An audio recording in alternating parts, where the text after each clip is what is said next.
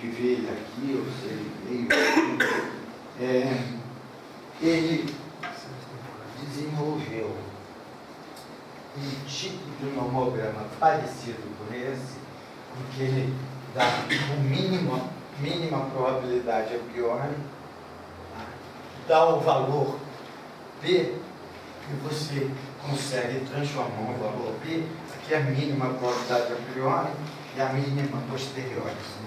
Deixa eu ver. Traduz qualquer probabilidade a priori e valor P em probabilidades mínimas a posteriori. Permite inspecionar visualmente a dependência da probabilidade mínima a posteriori sobre a probabilidade a priori da hipótese nula. Pode ser usado para avaliar a probabilidade máxima a priori compatível com um dado valor de P para uma probabilidade fixa a posteriori. Pode-se também obter o valor de P máximo compatível com uma dada probabilidade a priori e posterior. Tá? Você mexendo ali. Então é um negócio interessante de aplicar. A referência do artigo de tem isso, tá naquele nessas notas. Tá?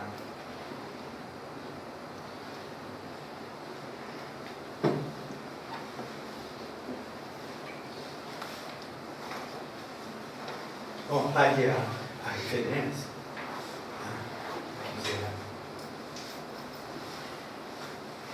Bom, então aqui tem algumas interpretações incorretas do valor P. Eu vou fazer um teste com vocês.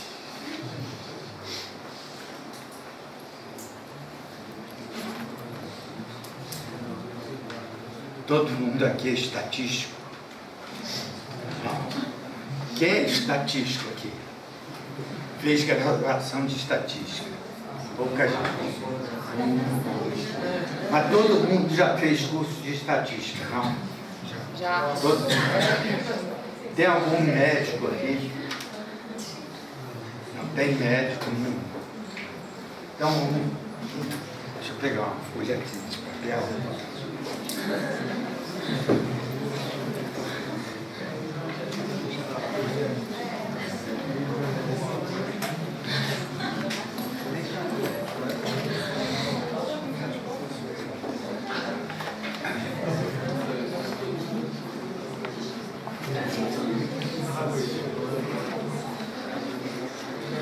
Bom,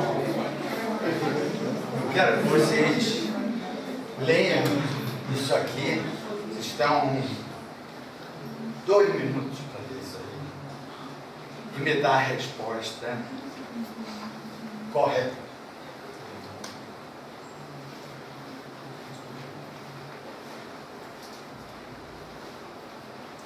O que significa essa frase e a frase de baixo? Isso é o que vocês vão ver nos artigos médicos. Tá?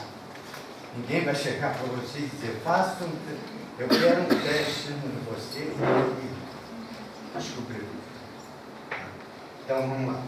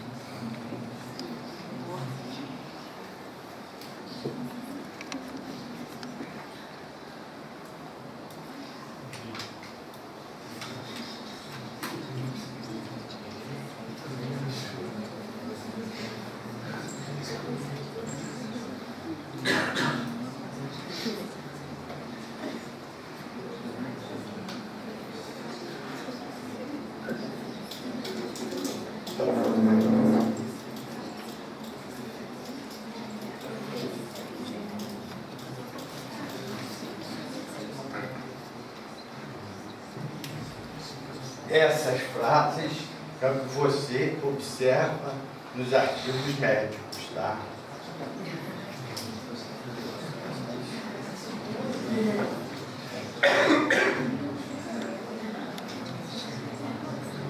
Pronto. 2 minutos já.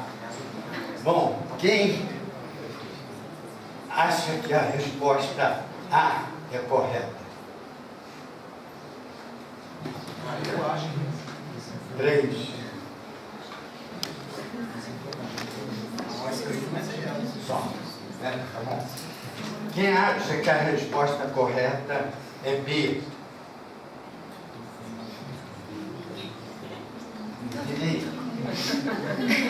Quem acha que a resposta correta é C? 1, 2, 3, 4, 5. Bom, B é todo mundo lá. Quem não acha nada? Bom, Primeiro que é para escolha. mais um sim. Mais um.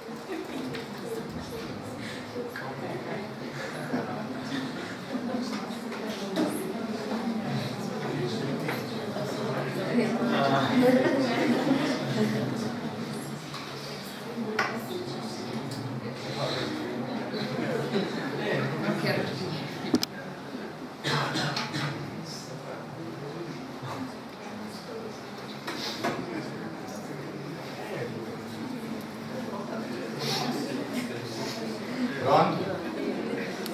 Quem acha que a resposta é A?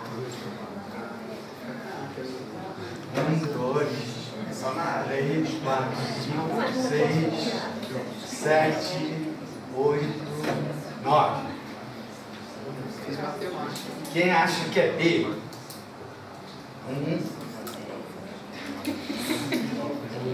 Quem acha que é C? 1, 2. Quem acha que é D?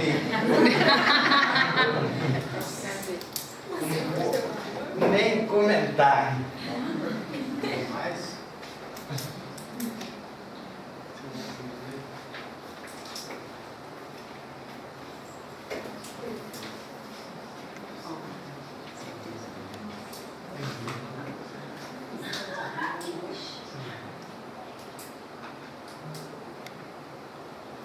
O fato de eu ser bayesiano não me permitiu responder bem. Eu não posso falar em probabilidade.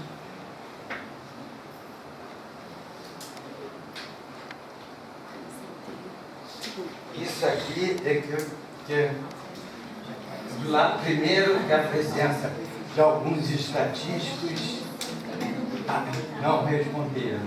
E um curso de doutorado em medicina, alunos já tinham feito curso de estatística, já tinham feito curso de medicina baseado em evidência, já tinham feito Journal Club, que é um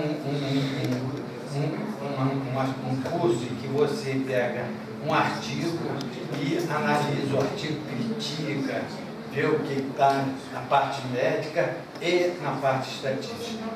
Então, quem detesta os bayesianos, trate de gostar muito deles, porque olha aqui, ó, uma coisa a ser pensada é por que ensinar e dar tanta importância a algo que confunde tanto.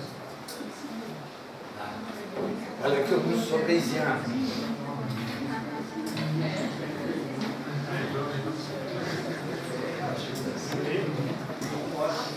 Ok? O senhor pode voltar na primeira? Só para...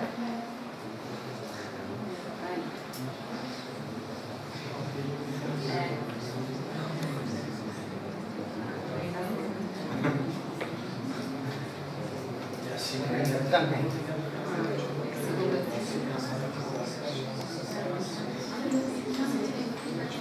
Tá?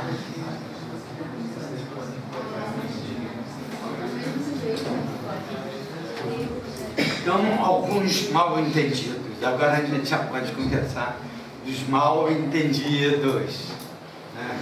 Eu suponho que é nossa falsa realidade e que não devíamos nos apropriar da palavra significância. Ela parece boa, importante, muito desejável pela fraternidade médica. Se os pioneiros da estatística tivessem chamado de improbabilidade, eu duvido que teríamos os problemas de interpretação que temos hoje. Tá? Isso está naquela revista Significância, e que o editor botou o pseudônimo de Dr. Fischer. Então, é o editor da revista Significância. E a comparação com valores críticos tabelado foi arbitrário, embora razoável, nos anos 30, quando os testes estatísticos tinham que ser trabalhadamente trabalhados. Asteriscos também datam de uma época que a mais avançada tecnologia em um escritório era a máquina de escrever. É o destino dos gurus, no caso Sir Ronald Fisher, que o que ele vê como uma opção conveniente, porém arbitrária, vira uma lei escrita na pedra. É uma filosofia a ser abandonada. Quer dizer, 5% é você usar aquilo como os médicos usam, é um absurdo. Nenhum modelo é melhor que os dados na qual eles se baseiam. Quando não rejeitamos uma hipótese, na realidade o que ocorre é que a amostra não é suficientemente grande para rejeitar a mesma. Se aumentarmos o número de observações, rejeitamos qualquer hipótese. Tá? Todo modelo é errado, alguns são dúvidos. Quando realizamos um ensaio clínico e testamos o tratamento A contra o tratamento B, é claro que sempre encontramos diferenças estatisticamente significantes. Basta ter um grande número de pacientes, já que os agentes A e B, os tratamentos A e B são diferentes. Tá? O importante é saber se a diferença observada é clinicamente significante e não que é estatisticamente significante. Para isso, basta aumentar o tamanho da amostra. Tá? Então, você tem que saber se a diferença que você encontrou tem importância ou não. Se você fizer um experimento com 2.000 pessoas e você verificar que um remédio para hipertensão diminui a pressão arterial de 14 para 13,8, você pode achar que a diferença é significante. Mas, clinicamente, 13,8 e 14, o cara é hipertenso. Tá? Essa é a diferença. E aí, o Mr. Hiller, ele comenta o que eu falei inicialmente. Eu não sei de nenhuma disciplina além da estatística na qual seja recomendação positiva para um novo livro, o mesmo em curso. É a ser mencionado na capa que o mesmo não foi escrito por um especialista. Algum leitor médico, alguma editora médica, algum estudante de medicina assistiria minha nova introdução à cirurgia do cérebro, muito mais simples, muito mais claro do que aquelas escritas por neurocirurgiões profissionais, com aquelas quantidades de detalhes confusos. Aí eu acredito e espero que não. Ninguém vai fazer isso. E é o que eles fazem com a estatística. Bom, aí é o problema de você trabalhar desde no início com um médico, né? E isso foi palavras do Fischer, né? Que você, o experimento realizado, você vem do experimento realizado, você só vai obter um atestado de óbito do ensaio. eu acho altamente indesejável enviar estatísticos júnior sozinhos para um departamento cheio de médicos renomados. Eles precisam aprender antes, trabalhando com outros estatísticos sêniores, para ganhar experiência. Só assim eles aprendem que a ajuda pode melhor oferecer. E outra, experiência não se aprende, se adquire. Então não adianta você querer ensinar experiência que não existe. Estatísticos júniores devem ensinar cursos avançados. Estatísticos sêniores devem ensinar cursos introdutórios. Porque se o estudante começa mal, eles não são tão capazes de avançar. Isso aí foi um negócio que eu tive experiência própria quando eu cheguei na Inglaterra. Curu, não tinha nenhum curso de estatística, inferência estatística, nada disso, porque eu fiz pesquisa operacional no mestrado. O livro que a gente usou na graduação era o livro do Cramer, que ele chega muito pouco a teste de hipótese e estimador de máxima verossimilhança. Ele chega a achar o terceiro momento do coeficiente de correlação amostral. Aí lá uma porção de expressões que hoje chamam estatística K, né, e aparecem muito em teoria sintótica. Isso aí são palavras do...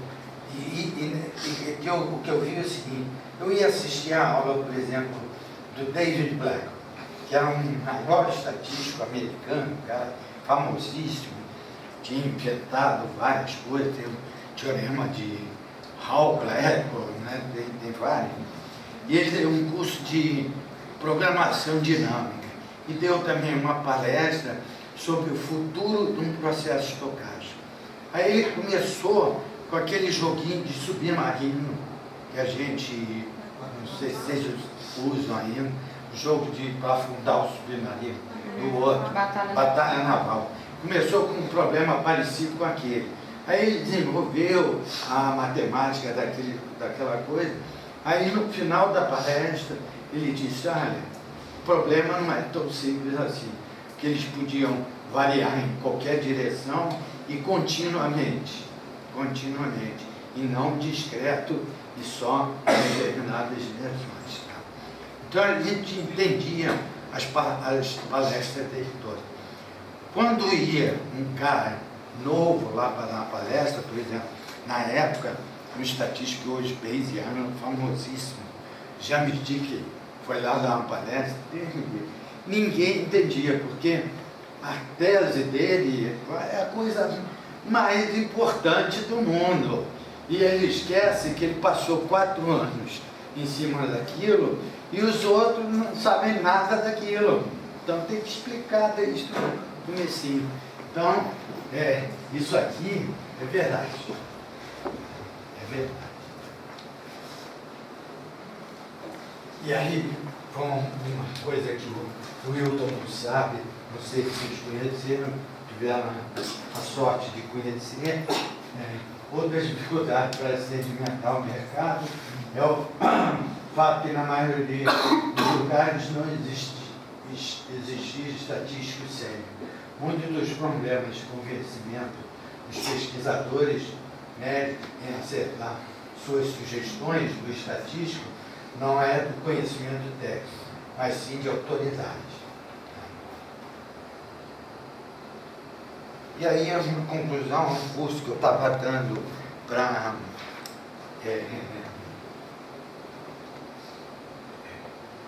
médicos, alguns eram clínicos, outros epidemiologistas, e aí eu ponho essa piada para eles do que eu estava querendo fazer no curso.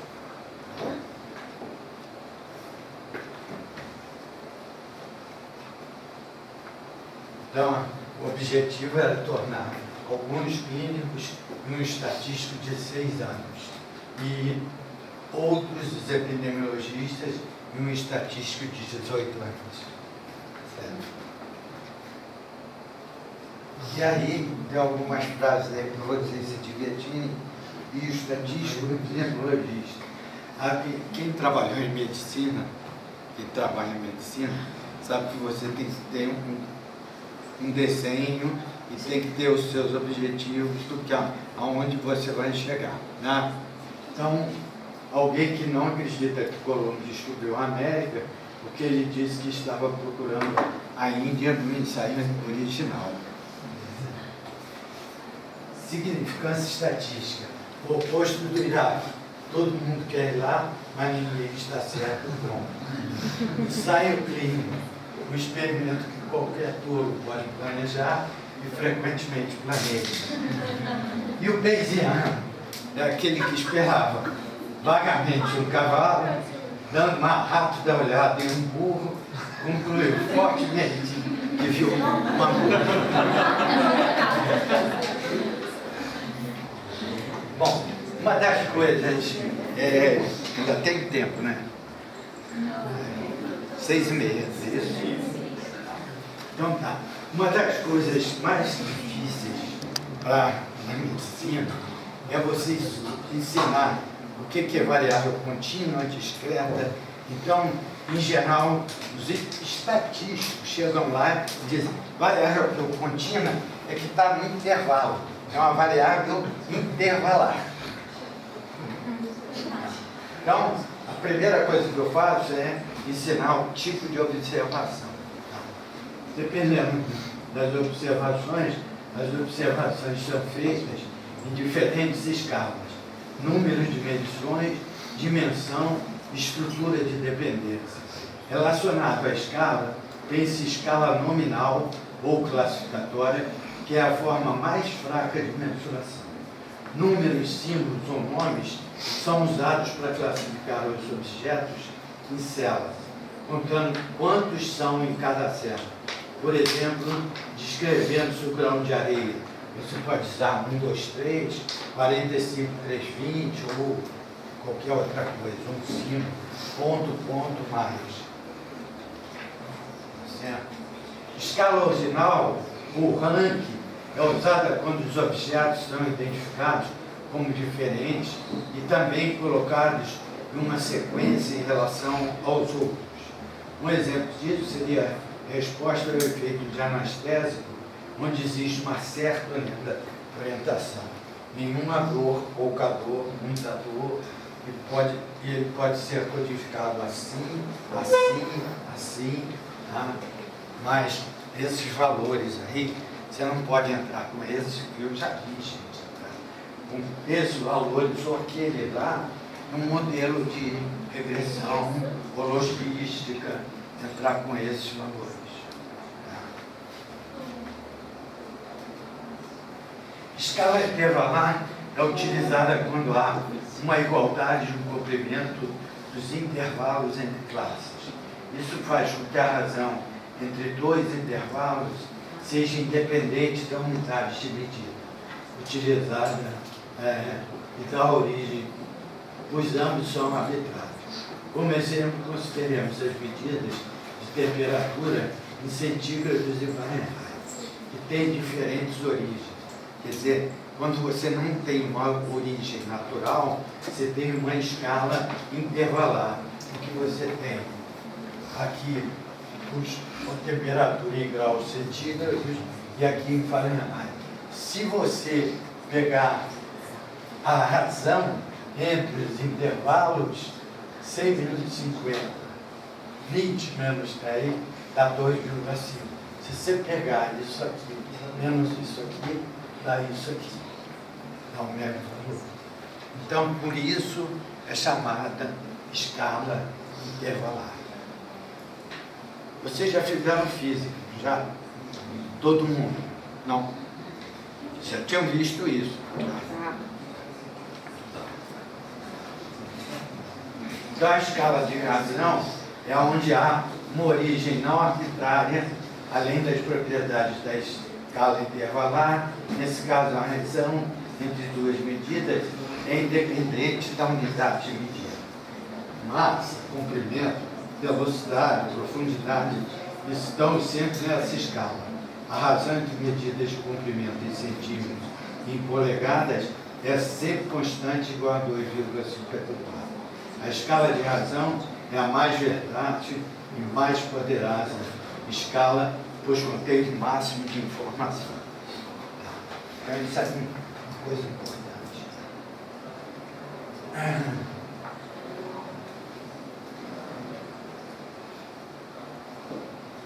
Então, você tem dois tipos de medição, que é atributos e variáveis. Atributos da escala nominal ou ordinal, tem valores discretos, tais como presença, ausência ou sim. Variáveis têm escala intervalar ou de razão e tem uma escala contínua de valores. Relacionado com números de medidas do objeto em estudo, a gente pode ter observação univariada, quando tomamos uma só medida, o peso de objeto, por exemplo. Alternativamente, temos uma observação multivariada, como tomamos várias medidas, por exemplo, peso, altura e volume do objeto.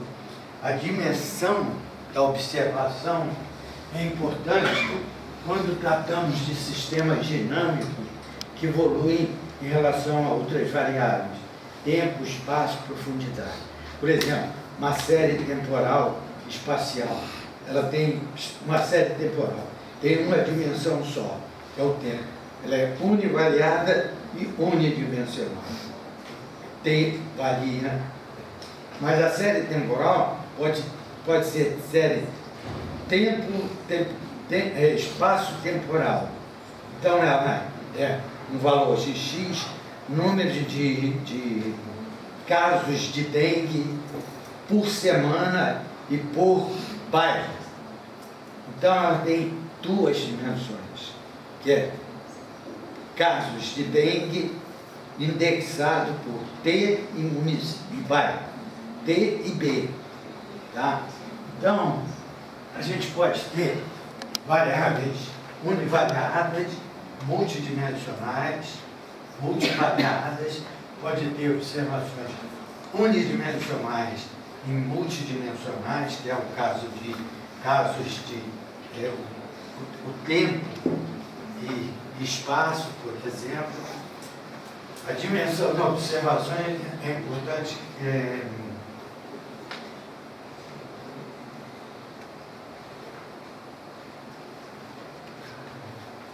Evolução do número de casos de sarampo por semana e por municípios em um estado.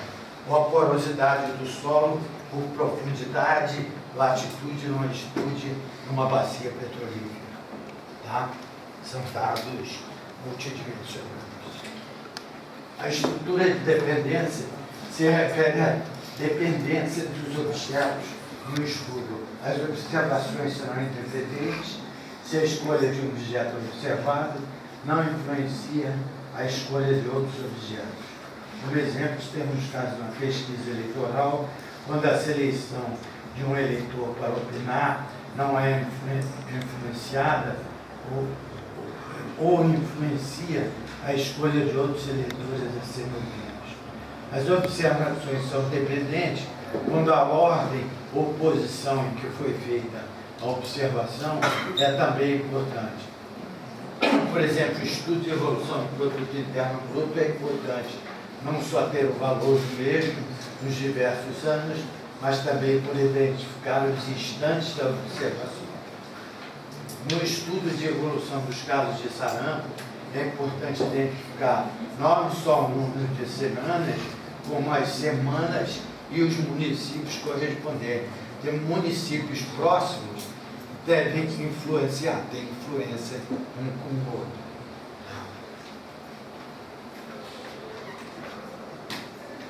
Bom, e aí tem alguns tipos de visualização de dados que são interessantes a gente apresentar. Esses dados aí são dados multivariados. E como é que a gente representa dados multivariados? E se é útil isso aí? Então, isso aqui é um exemplo de tratamento paliativo de câncer, em que você tem um questionário de qualidade de vida e você pergunta ao paciente várias coisas se Vocês dentro da anorexia, o médico, né, preenche qual o nível de dor que ele está sentindo. Tem uma escala, isso aqui foi dado uma escala que ele diz, o paciente responde em cada uma dessas aqui, né? E tosse, o médico observa se ele está com tosse, que tipo de tosse é, e preenche esse questionário. E aí você tem, por exemplo, um paciente em que você começou aqui, e vocês estão dando trimestralmente em pacientes que tinham tratamento paliativo. Tratamento paliativo é um tratamento alternativo à intervenção. Tá? E uma coisa interessante que a gente encontrou em outro estudo lá de 2 teses de mestrado, é que o tratamento paliativo desse tipo de câncer no pulmão, ele não só a qualidade de vida das pessoas era melhor, o número de internações necessárias, desde da descoberta que ele tinha câncer, era menor do que o número de internações do paciente que tinha tido radioterapia ou quimioterapia. Isso aí é só dar morfina, né? E, além de tudo, o tempo de vida desses pacientes foi maior do que o tempo de vida daqueles que tomaram radioterapia e quimioterapia. Aí, uma das moças que estava trabalhando, que estava na banca, né, dessa tese, eu orientei, porque a gente lá não participa da banca. E ela disse, então tem que fazer tratamento paliativo em várias coisas, várias outras doenças. E é o que o médico que eu trabalho, ele é o titular da cardiologia, muito amigo meu, a gente trabalha junto, eu trabalho junto com uma pessoa lá do departamento junto. Ele é desse tipo, não é de fazer o diagnóstico somente usando resultados de exames, testes. Às vezes o teste, eles mandam você fazer uma porção de testes e esse teste não acrescenta nada de informação relevante para o tratamento do paciente. E o paciente sofre para fazer, e eu médico, tirar sangue, fazer um outro troço. Então, isso aqui é o estado do paciente. Quanto maior, melhor. Tá? E aqui ele piorou, aí foi. E a gente tinha isso para 30 pacientes. E aqui até que ele faleceu nesse caso. Depois dessa observação. E aí, para gráfico multivariado, você tem também esse gráfico de Andrews. Vocês já ouviram falar nisso? Não. Você tem dados multivariados. Peso, altura, pressão, idade, sexo, e você transforma esses dados numa função contínua, tá? Onde você tem dados multivariados e a função plotada no intervalo π, menos π, mais π. É similar a uma transformação de Fourier nos seus dados.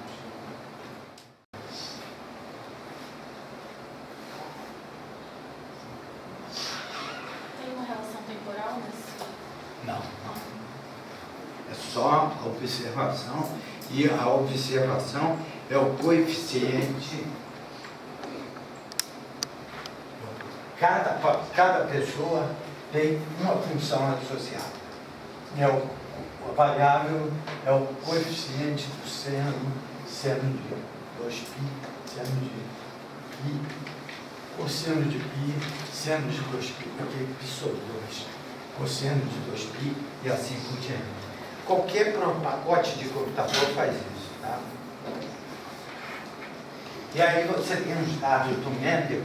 Esse gráfico é muito interessante para achar grupos, para achar cluster. Tá? Você vê que aqui realmente tem 3. Vocês já viram esses dados, né? Comprimento da ervilha, do caule da ervilha, tamanho da flor, eram 4 medidas.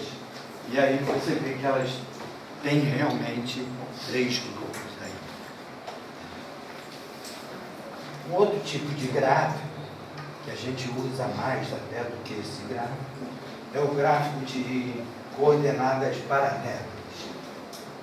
Você pega os seus dados e aí é como se você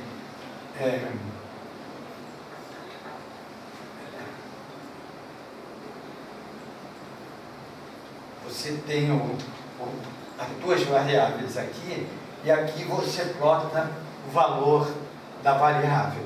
Cada retinha dessa é uma planta, é uma das plantas. Novamente você vê que tem 3 grupos, né? Só para mostrar que esse negócio é útil, o médico apareceu lá na divisão de pesquisa e, como eles querem sempre mais variância, valor P, ele queria fazer um teste, era o seguinte, ele tinha dados em 3 instantes de tempo, de 30 pacientes, tá? E com 7 medidas, 7 variáveis, que são as variáveis do eletrocardiograma, tá? Conta T, não sei o quê, 7 variáveis. Bom, com 30 pacientes, você teria um estudo de dados multivariados e um modelo longitudinal de 7 variáveis com 30 observações. Você não ia conseguir fazer nenhuma análise de variância, né? Então, uma das coisas que eu explico para eles, olha assim, cada vez que você põe uma variável no problema, se você tem uma variável, você tem 2 medidas, média e variância, que é mais fácil, né? Não vamos falar em outras coisas. Simetria, média e variância. Se você tiver 2 variáveis, você tem 5. Se você tiver 3 variáveis, você tem 9. É 2 elevado ao número de variáveis mais 1. Então, se você tem 7 variáveis, você vê o número de parâmetros que você tem. Fora, se você quiser comparar, se tiver um modelo linear, uma coisa assim. Aí, o que a gente fez? Eu vou pegar seus dados e vou usar o gráfico dinâmico. Então, ele queria saber se o elétrodo não cardiopata era igual ao de um elétrodo cardiopata. A gente plotou isso aqui e você vê que os pretinhos estão exatamente iguais. Tá? Não precisou dados longitudinais.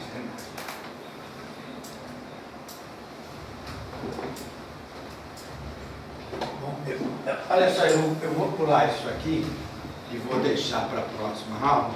Isso aí não é muito importante, porque é o que as coisas que você já sabe, como ensinar probabilidade, aí são as regras de probabilidade que eu uso.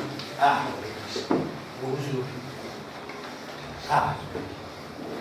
Eu uso árvores para ensinar todos os teoremas. Vou deixar então.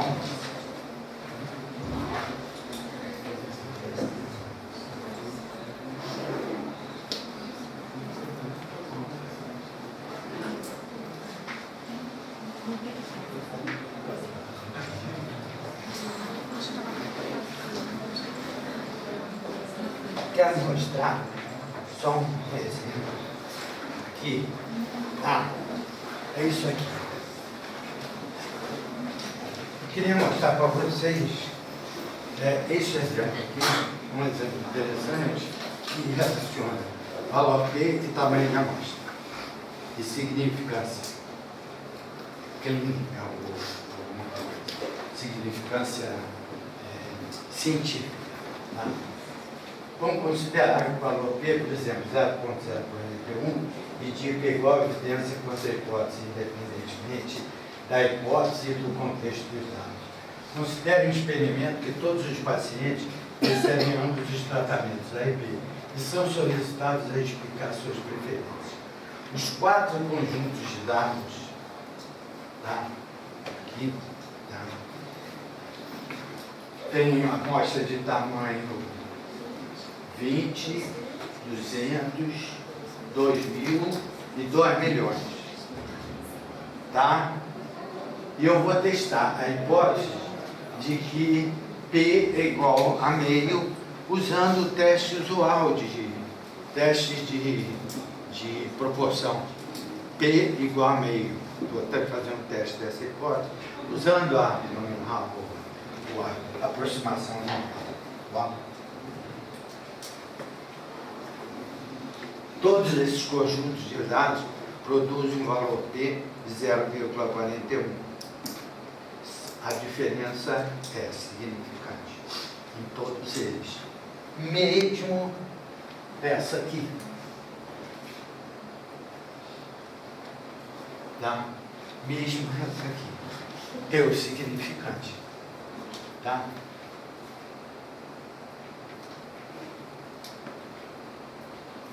E aí você tem que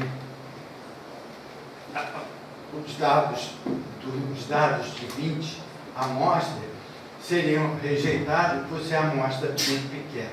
Os dados 4 indicam de forma quase conclusiva que as preferências são iguais.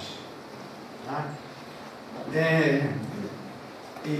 Portanto, esse valor aí não pode ser tomado como evidência independente do contexto e do tamanho da amostra. Aí, se você for bayesiano, eu não sou bayesiano, quem é o pessoal que está ali nessa fila. Você, teste de hipótese de bayesiano para a hipótese de R igual a meio, no exemplo visto anteriormente, ele concluiu que R é igual a meio com probabilidade 0,38, 0,63, 0,84 e 0,994. Portanto, é bem mais plausível, segundo os dados P igual a meio, os dados 2, 3 e 4. Tá certo?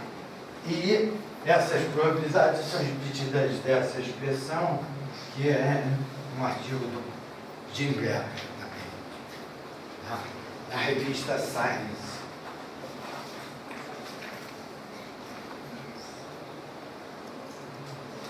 Outra coisa, vocês já devem ter trabalhado com algum cálculos de tamanho da amostra, já? Alguém já chegou para vocês qual o tamanho de amostra aqui? Aí você vai lá e entra naquela forma, N igual a erro ao quadrado, não sei o que, para nada. Mas olha só, e o que você usa, o padrão, é 80% de 5%. Certo? Bom, isso é correto se a terapia padrão é efetiva e associada com poucos efeitos colaterais.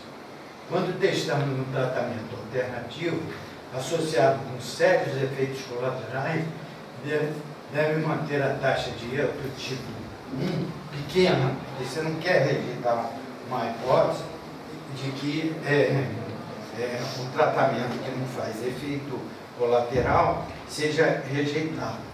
Então, e você pode permitir o erro do tipo 2, 20 ou 90 por 80, aquele 1 menos alfa, beta, 80 ou 90%. Mas, se estamos estudando a prevenção de alguma doença comum, usando um agente seguro, como dieta ou suplemento dietético, haverá pouco prejuízo na aplicação de tal tratamento. Portanto, a consequência do tipo 1 não é séria, porque, embora ele possa não fazer bem para aquela doença, a dieta pode ser boa para outra coisa, pode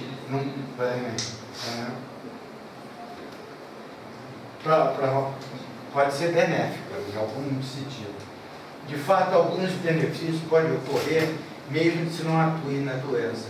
Por outro lado, um erro do tipo 2 é mais séria, porque um tratamento seguro, barato e possivelmente efetivo seria perdido. Em tal caso, devemos usar, por exemplo, um alfa de 20% e um beta de 0,1, uma coisa assim. Tá? Então tem que pensar no problema. Quando escolher alfa e beta, tem que pensar no problema.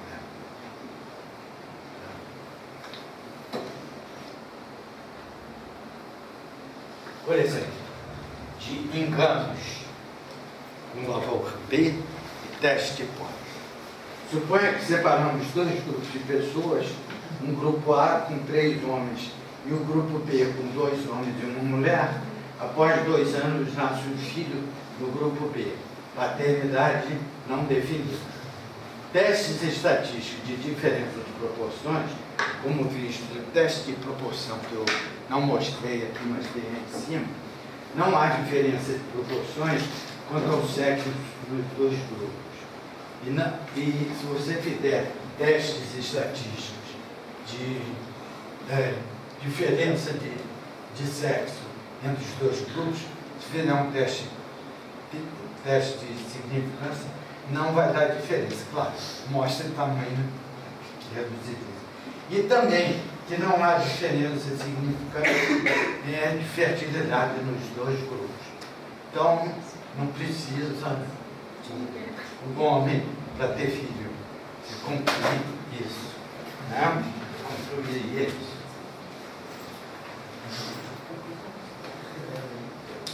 Bom, eu e Michael Jordan lançamos 7 bolas ao cesto. Eu acertei 3 lances, Michael Jordan acertou 7 lances. Aplicando um teste estatístico, como visto acima, conclui-se que não há diferença de habilidade em lançar bola ao cesto entre eu e Michael Jordan.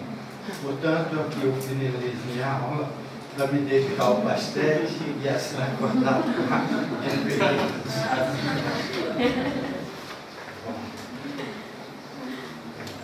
Aí, perguntas aí. Sério.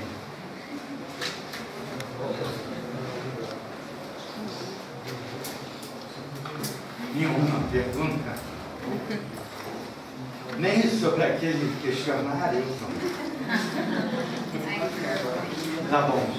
Então, até quarta-feira. Tá? Obrigado.